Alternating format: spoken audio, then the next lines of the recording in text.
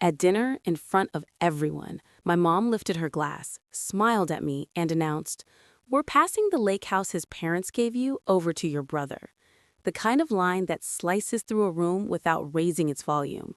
Tyler chuckled, tossing out, "Relax, sis, it's just a lake house," like he was doing me some kind of favor.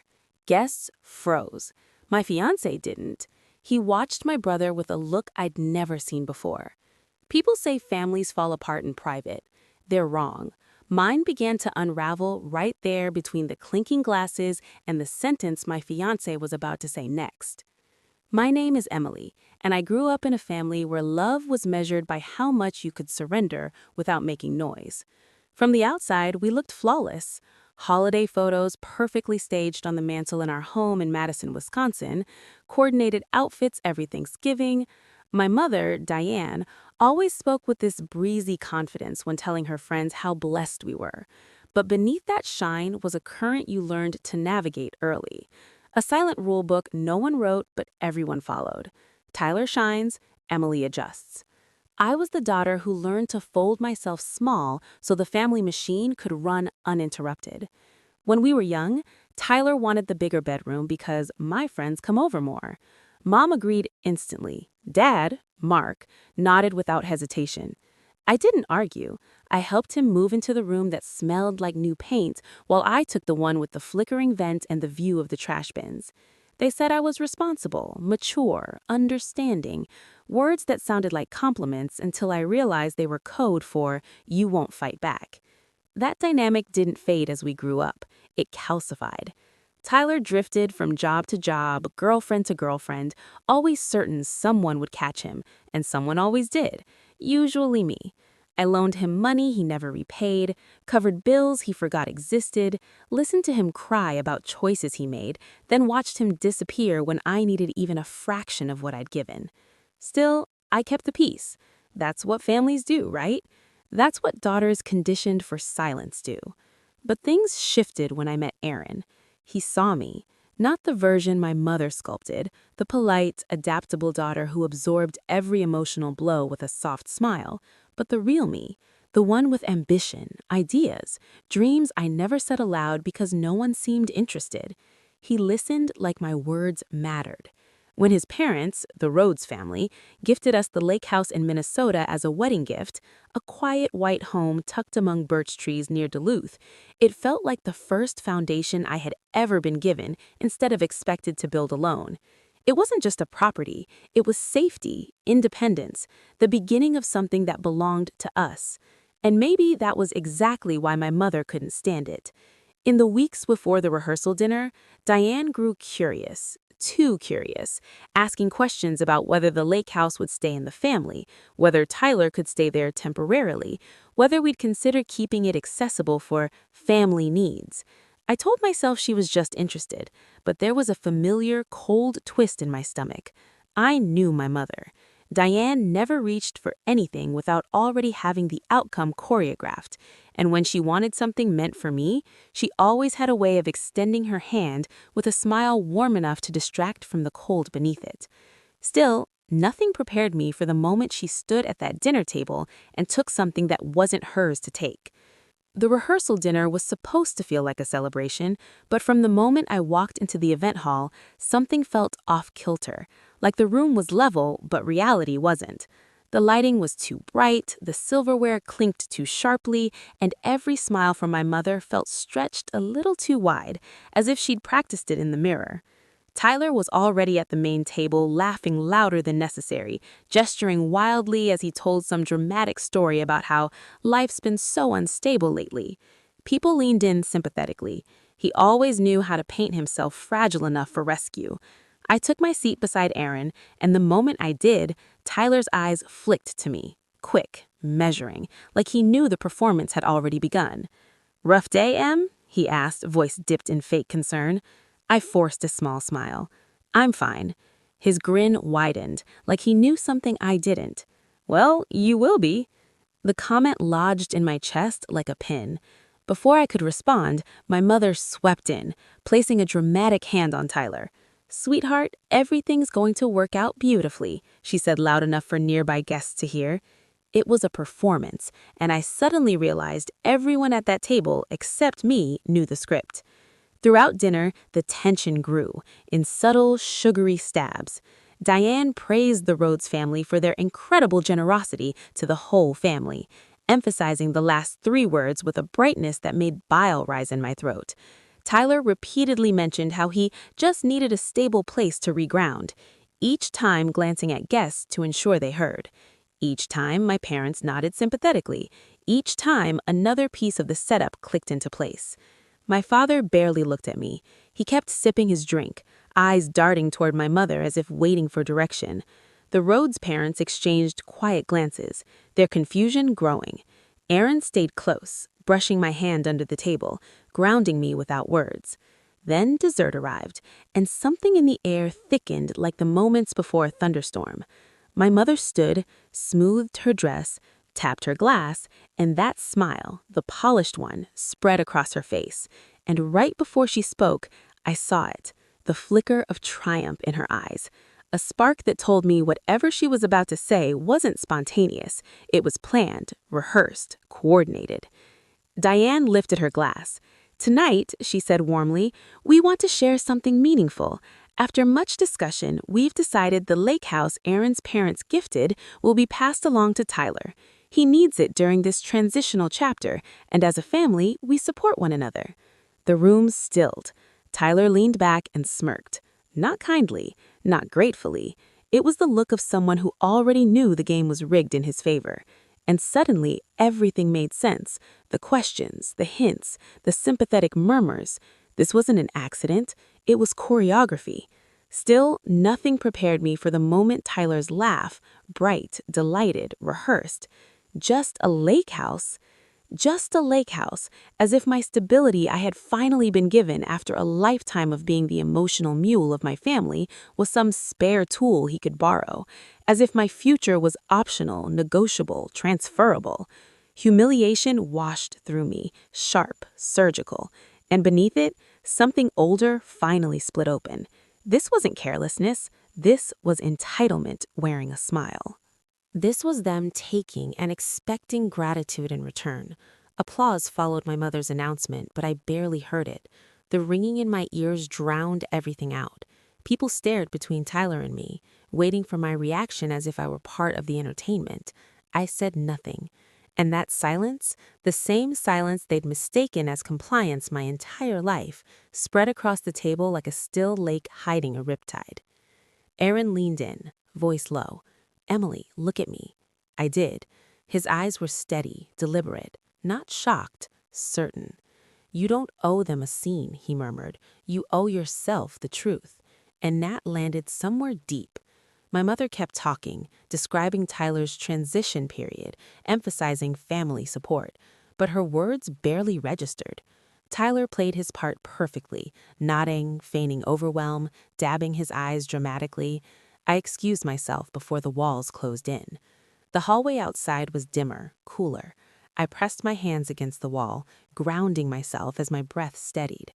A moment later, Aaron joined me, not touching, just waiting, giving me choice to choose. "They planned this," I whispered. He nodded. "I know." Then my phone buzzed, a group message preview from a thread I'd forgotten I'd been added to months ago. The preview said, "Make sure she feels guilty tonight." My stomach dropped. I opened the thread, and what waited inside confirmed everything.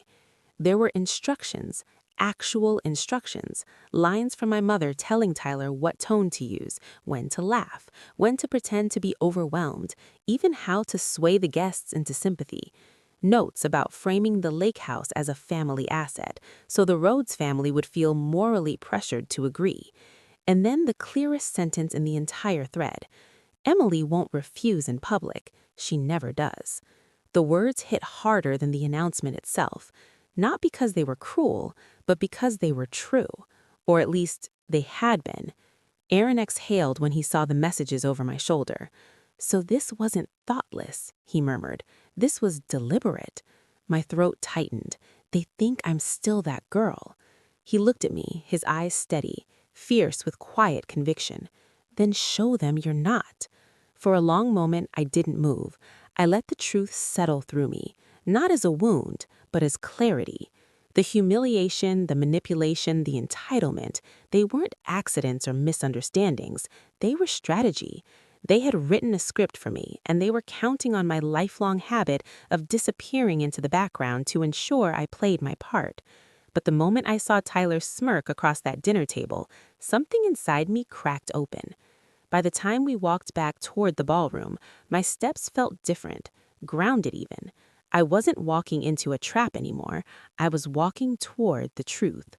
When we stepped back inside, the atmosphere had changed. Conversations were thinner, eyes sharper. The kind of hush that forms when people sense something is coming, but don't yet know what shape it will take. Diane was mid-sentence, glowing with confidence. Tyler sat beside her, wearing the smug gratitude of a man who thought the world was finally rearranging itself to suit his needs. They didn't notice our return, didn't see how my posture had shifted, how Aaron's hand on my back wasn't support, it was acknowledgement. He knew exactly what I was about to do. I went to my seat with quiet precision. My mother's smile faltered for half a second at my reappearance, but she quickly replaced it with sugary warmth. "Emily, sweetheart, are you all right? Your brother is just overwhelmed with gratitude. This is such a beautiful family moment." Family moment. The words tasted like rust. I reached for my phone and set it gently on the table. Not hidden, not displayed, just present. A silent warning they hadn't recognized yet. Tyler leaned forward, eyes shining with feigned sincerity. "I mean it, Em. This lake house will change everything for me. I don't know what I'd do without you." He said it exactly like he'd been coached to, a line delivered from a script. Aaron broke the silence first. His chair scraped softly as he straightened. "Actually," he said, voice firm and cutting through the room, "Emily and I need to clarify something." Diane's smile cracked. "There's nothing to clarify, dear." "There is. A great deal, actually." Heat rippled across the table. Guests shifted, sensing the shift beneath the surface. My father stiffened, preparing, like always, to support whichever side made his life easiest. My mother's eyes narrowed. I lifted my chin. "Mom, Tyler, the lake house isn't available." Tyler's brows shot up. "What are you talking about? You just heard. Mom said this is already decided." "No," I said softly, "it isn't." Diane's mask slipped a millimeter. "Don't embarrass yourself, Emily, or us. The decision has been made." "By who?" I asked. "Because it wasn't me." Her lips pinched tight. "It doesn't need to be you. We're your family. We decide things together." That was the moment the room shifted, quietly but sharply, a collective intake of breath. The kind of moment where a truth has been spoken that cannot be polished or reshaped.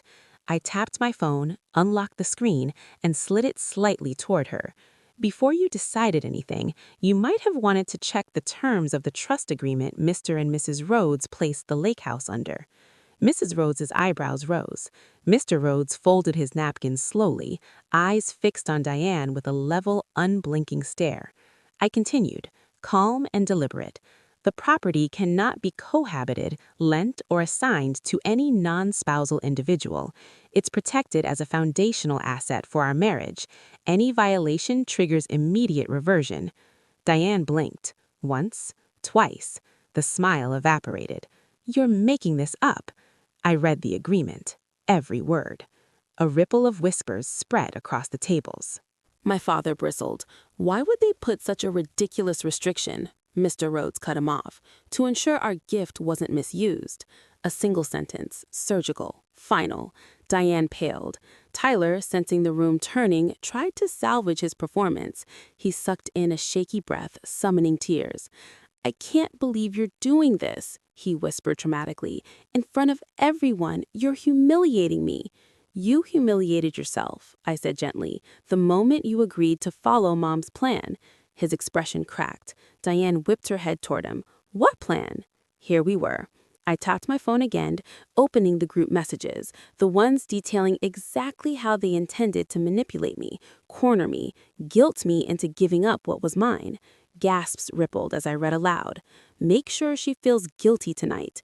Cry if you need to. People should see you as vulnerable. She won't refuse in public. She never does. We need to frame the house as a family asset. She'll fold if others agree.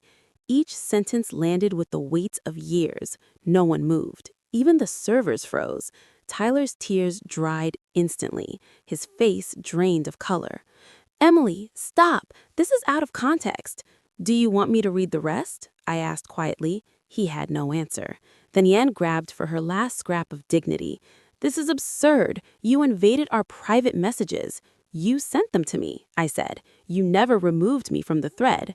A few guests choked back shocked laughter. Diane looked around for an ally. There were none. Mr. Rhodes stood slowly. Diane, this was deceitful. You manipulated our gift and attempted to coerce your daughter into surrendering something that didn't belong to you. Diane's voice cracked. I was trying to help Tyler. He needs stability. So does Emily, Mrs. Rhodes said softly, and she doesn't exploit people to get it.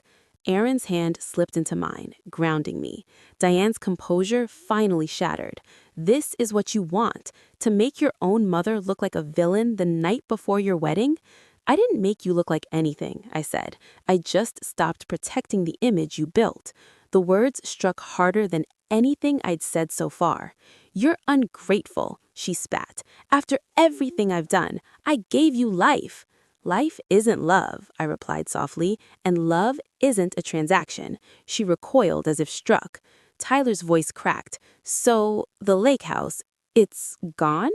It was never yours, Aaron said, and it never will be. Silence fell, not heavy, but decisive, like a verdict. One by one, guests stood, not angrily, but with quiet disapproval. As they left, the truth settled around Diane and Tyler like dust after a demolition. This wasn't confrontation, this was exposure, and Diane's final thread of power disintegrated under the chandelier. For the first time in my life, I didn't comfort her. I didn't apologize. I didn't shrink. I simply stood, Aaron beside me, and walked out. And behind us, my mother's world, built on entitlement, guilt, and performance, finally collapsed.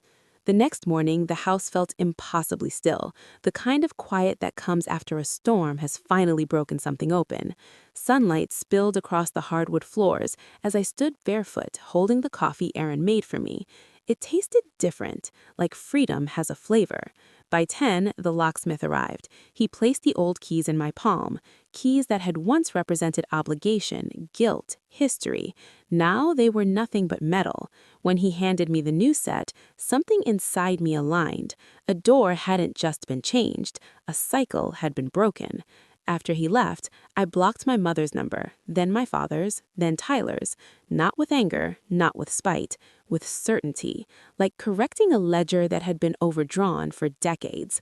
I forwarded the message thread to the Rhodes attorney, exactly as they requested.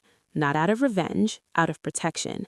When Aaron found me standing in the doorway, morning light warming my shoulders, he asked, "How do you feel?" I breathed in, slow and steady. Like the house finally belongs to us, I said. 6 months later, as we rolled fresh paint across the lake house walls, another truth settled through me. It wasn't the house that changed my life, it was choosing who I allowed through its door. Standing in that finished home, I understood something I wish I'd known sooner. Family isn't defined by blood, it's defined by boundaries. Leaving wasn't betrayal, it was survival, and choosing myself didn't break my family, it simply revealed the truth about it. If you've ever rebuilt yourself from the inside out, tell me your story in the comments, and don't forget to like the video, subscribe to the channel, share this with your friends, and drop your perspective or key lesson learned below.